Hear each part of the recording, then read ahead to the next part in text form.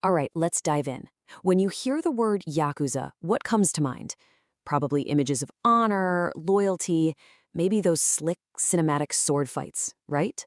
But today, we're going to pull back that curtain. We're going to dissect the Yakuza, not as some glamorous myth, but as a carefully constructed system of confinement. A gilded cage where escape is, well, nearly impossible. So that's the big question, isn't it? Is this a brotherhood of choice and power, or is it a trap with no way out?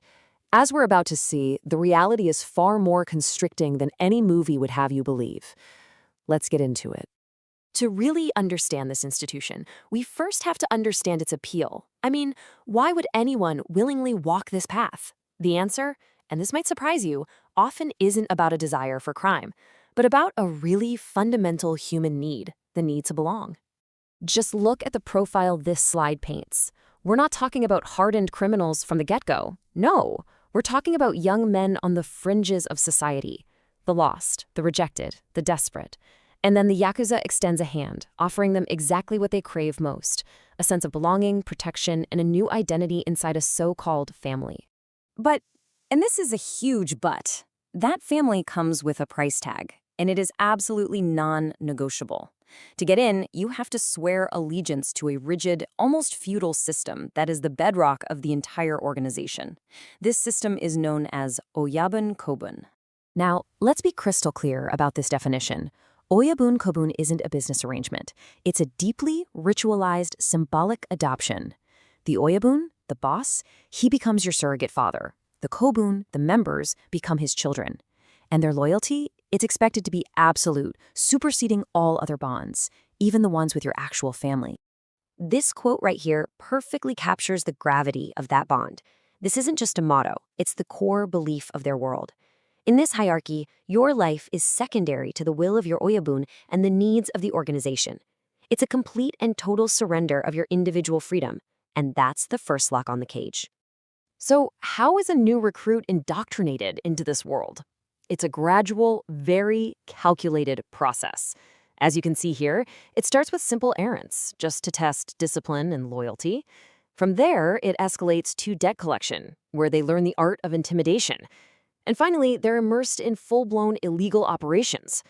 Each step is a deeper commitment, making it harder and harder to ever turn back. This escalating commitment isn't just psychological. The organization demands that this loyalty be made visible, physically etched right onto the body. These marks serve as permanent, irreversible symbols that separate a member from conventional society for life. Here we see the two most infamous rituals. On the left, you've got yubitsume. This is a disciplinary act. It's a physical apology for failure, a permanent reminder of a mistake.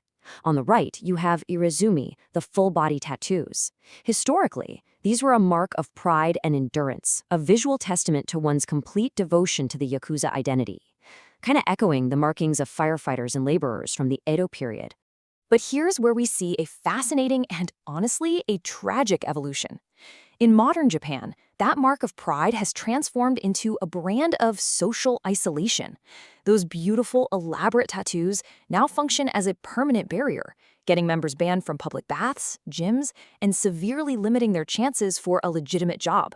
The very symbol of their belonging now ensures they can never truly belong anywhere else. This brings us to the daily reality of life inside the organization.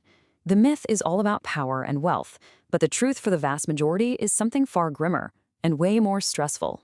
This chart visualizes the core dynamic perfectly. Just notice the arrows. Money constantly flows up the pyramid to the leadership, while this immense, unrelenting pressure flows down to the rank-and-file members on the street. The crucial point here is that the rewards are concentrated at the very top, while all the risk is distributed among those at the bottom. And what does that pressure look like on a daily basis? It's a life defined by constant paranoia. There's the ever-present danger of arrest from police surveillance, the threat of violence from rival gangs, and just as often, danger from internal power struggles. It is a life lived under a microscope of suspicion and discipline, where just one wrong move can have severe consequences. And if the internal pressures weren't enough, the external world has evolved to create what you can only really describe as a prison without walls. Modern Japanese society and its legal system have systematically closed every possible exit. This is the key takeaway of our analysis today. A series of strict anti-Yakuza ordinances, passed over the last few decades, has effectively locked members into their roles. These laws are designed to dismantle the organization by systematically isolating its members from the civilian world. I mean, look at what this means in practical terms. A known Yakuza affiliate, whether they're past or present, is legally barred from the basic functions of modern life. They can't open a bank account, can't rent a home, can't get a phone, or secure a legitimate job. They are systematically and legally excluded from the very society they might want to rejoin, making a normal life virtually impossible. And this is the ultimate paradox. The laws designed to eliminate the Yakuza have also eliminated the escape route. So even for those who leave, the social and legal stigma follows them, leaving them stranded, unable to go back, but forbidden from moving forward. This leaves us with a final, sobering question. When a society creates a system that makes it impossible to leave a life of crime, what future does it create for the men trapped inside? It's a complex problem with no easy answers, and it forces us to reconsider the delicate line between justice and confinement. That concludes our lecture. Thank you.